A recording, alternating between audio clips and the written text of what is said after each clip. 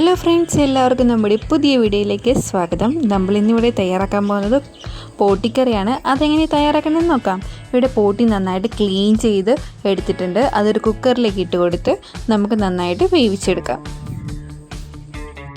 ഒരു 5-10 വിസിലോളം എടുത്ത് പോട്ടി നന്നായിട്ട് വെന്ത് വന്നിട്ടുണ്ട്.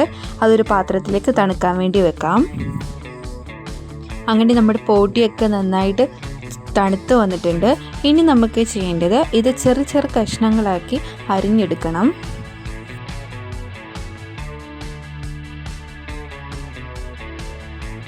ഞാനിവിടെ ചെറിയ ചെറിയ കഷ്ണങ്ങളാക്കി അരിഞ്ഞെടുക്കുകയാണ്.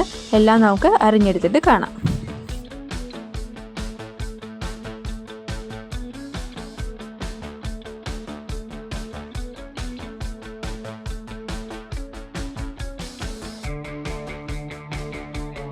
അങ്ങനെ നമ്മുടെ പോട്ടിയെല്ലാം ചെറിയ ചെറിയ കഷ്ണങ്ങളായിട്ട് അരിഞ്ഞിവിടെ മാറ്റി വെച്ചിട്ടുണ്ട്.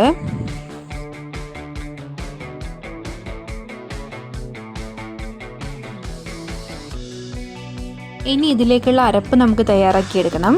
ഞാനിവിടെ ഒരു തേങ്ങ എടുത്തിട്ടുണ്ട്. അതെല്ലാം ചിരകി എടുത്തിട്ട് നമുക്കിതൊന്ന് ഫ്രൈ ചെയ്തെടുക്കണം.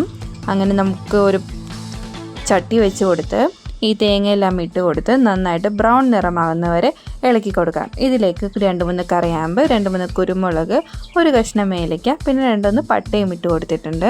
എന്നിട്ട് നല്ല ഗോൾഡൻ ബ്രൗൺ കളറാകുന്നത് വരെ എണ്ണ ഒഴിച്ച് സാവധാനം ഇളക്കി നന്നായിട്ട് മുരിയിച്ചെടുക്കാം. അങ്ങനെ നമ്മുടെ തേങ്ങ നല്ല ബ്രൗൺ നിറമായി വന്നിട്ടുണ്ട്. ഇനി ഇതിലേക്ക് നമുക്ക് മസാല ഇട്ട് കൊടുക്കാം. ഞാനിവിടെ 2 ടേബിൾ സ്പൂണോളം മല്ലിപ്പൊടി ഇട്ട് കൊടുക്കുന്നുണ്ട്.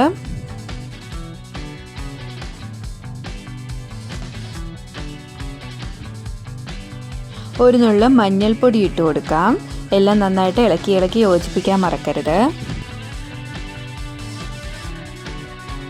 എരിവിന് ആവശ്യമായ മുളക് പൊടി ഇട്ട് കൊടുക്കാം. ഞാനിവിടെ 2 ടേബിൾ സ്പൂൺ മുളക് പൊടിയാണ്. നിങ്ങൾക്ക് എരിവ് കൂടുതൽ വേണമെങ്കിൽ അതിനനുസരിച്ച് കൂട്ടിയും കുറച്ചും കൊടുക്കാവുന്നതാണ്. ഇനി ആവശ്യത്തിന് ഗരം മസാലയും ഇട്ട് കൊടുത്ത് ഇത് നന്നായിട്ട് തീ സ്ലിമ്മിലിട്ട് നന്നായിട്ട് ഇളക്കി യോജിപ്പിച്ച് കൊടുക്കാം. എണ്ണ പോരെങ്കിൽ എണ്ണ ഒഴിച്ച് കൊടുക്കാൻ മറക്കരുത്. അരപ്പ് ഇവിടെ തയ്യാറായി. അത് നമുക്ക് മാറ്റി വെക്കാം തണുക്കാനായിട്ട്.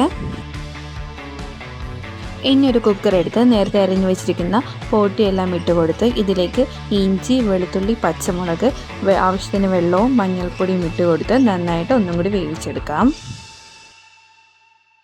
അതവിടെ ഇരുന്ന് നന്നായിട്ട് വെന്ത് വരട്ടെ. ഇനി ഇതിലേക്ക് ഉള്ള കായ നമുക്ക് റെഡിയാക്കി എടുക്കണം. ഇവിടെ ഞാൻ പച്ചക്കായ, നേന്ത്രക്കായാണ് എടുത്തിരിക്കുന്നത്. ഇനി ഇതെല്ലാം തൊലിയൊക്കെ കളഞ്ഞ് നമുക്ക് ചെറു കഷ്ണങ്ങളാക്കി അരിഞ്ഞ് നമുക്കിത് നന്നായിട്ട് വേവിച്ചെടുക്കാം.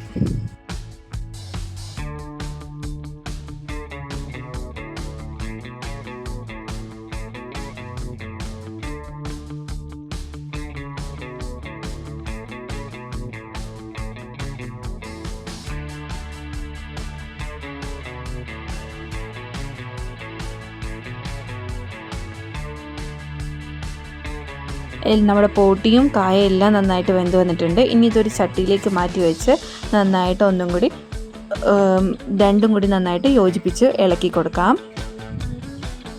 നേരത്തെ വറുത്ത് വെച്ച് മാറ്റി വെച്ചിരുന്ന അരപ്പ് നമുക്ക് മിക്സിയുടെ ജാറിലിട്ട് അരച്ച് ആ മിക്സ് ഇതിലേക്ക് നമുക്ക് ഒഴിച്ചു കൊടുക്കാം. അങ്ങനെ നമ്മുടെ മിക്സ് നന്നായി ഒഴിച്ചു കൊടുത്ത് നന്നായിട്ട് ഇളക്കി യോജിപ്പിച്ചെടുക്കാം.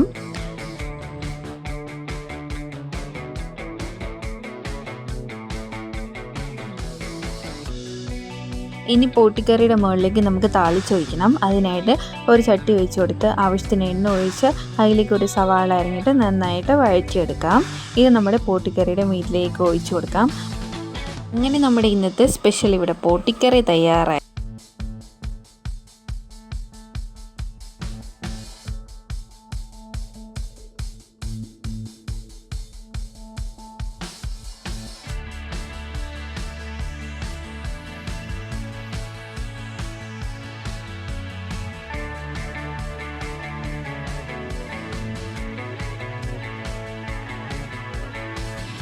അങ്ങനെ നമ്മൾ പുട്ട് ഉണ്ടാക്കിയെടുത്തിട്ടുണ്ട്. അരിപ്പുട്ടാണ് ഉണ്ടാക്കിയിരിക്കുന്നത്.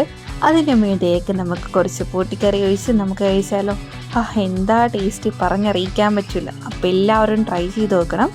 എല്ലാവർക്കും ഇഷ്ടപ്പെടും. അപ്പോൾ നമ്മുടെ ചാനൽ ആദ്യമായിട്ട് കാണുന്നവരാണെങ്കിൽ ചാനലൊന്ന് സബ്സ്ക്രൈബ് ചെയ്ത് സപ്പോർട്ട് ചെയ്യാൻ മറക്കല്ലേ. അപ്പോൾ ഇനി അടുത്ത പുതിയ വീഡിയോ കാണുന്നവരെ എല്ലാവർക്കും ബൈ ബൈ.